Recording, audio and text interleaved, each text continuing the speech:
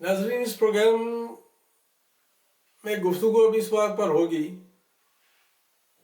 कि मौजूदा जो बहरान चल रहा है इसका हल क्या है। क्या री इलेक्शन होने चाहिए या इंक्वायरी होनी चाहिए।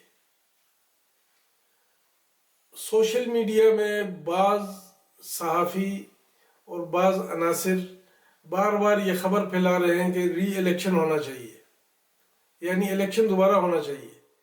अब इलेक्शन इतना सस्ता काम या इतना आसान काम तो है नहीं कि दोबारा हो। उसमें कई महीने लगेंगे, उसमें अरबों रुपए दोबारा खर्च होंगे, जिसका पाकिस्तान मुतहम्मिल नहीं।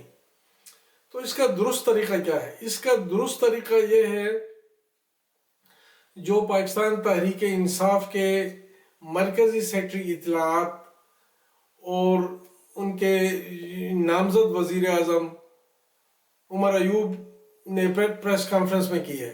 इस प्रेस कॉन्फ्रेंस में उन्होंने मुतालबा किया है कि री इलेक्शन की बजाय फार्म 45 इकट्ठे किए जाएं और उन्हें देखा जाए कि फार्म 45 के मुताबिक वोट किसको पड़े हैं। अब सबसे पहले ये बताते हैं कि फार्म 45 है क्या।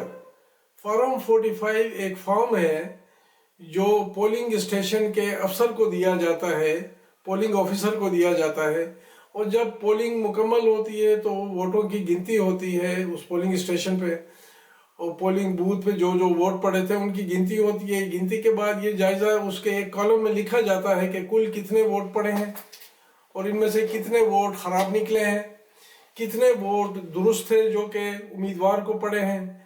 फिर हर पार्टी के उम्मीदवार के नाम के आगे उन वोटों की तादाद लिखी जाती है।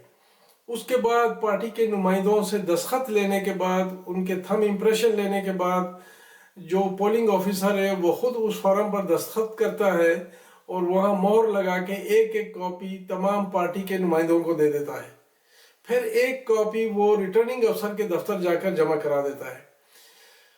रिटर्निंग अफसर के दफ्तर पर जो फार्म 45 की कॉपी जमा होती है उस तरह की और कॉपियाँ दूसरे पोलिंग स्टेशनों से आती हैं। तो उन सब को देखते हुए वो फार्म 47 के फॉर्म है जिसको फिल करता है, तो पता चलता है कि इस कॉन्स्टिट्यूंसी में किस पार्टी के मेंबर को कितने वोट पड़े।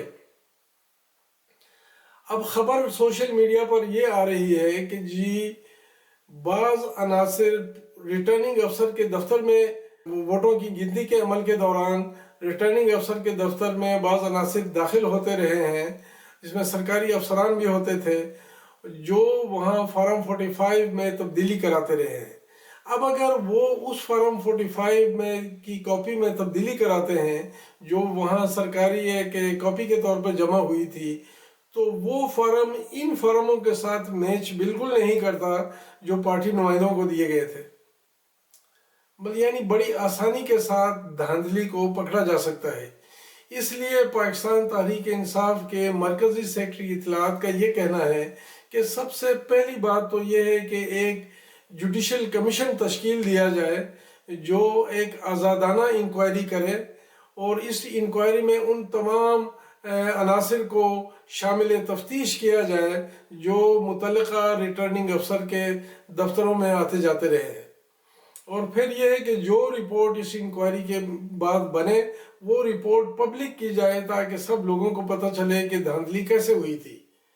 मतलब ये है कि इस धांधली को चेक करने के लिए बेहतर तरीका इंक्वायरी है और बेहतर तरीका फार्म 45 जमा करके दोबारा दुरुस्तगी करनी है बजाय री इलेक्शन कराने के। बहुत मेहरबानी, बहुत शुक्रिया।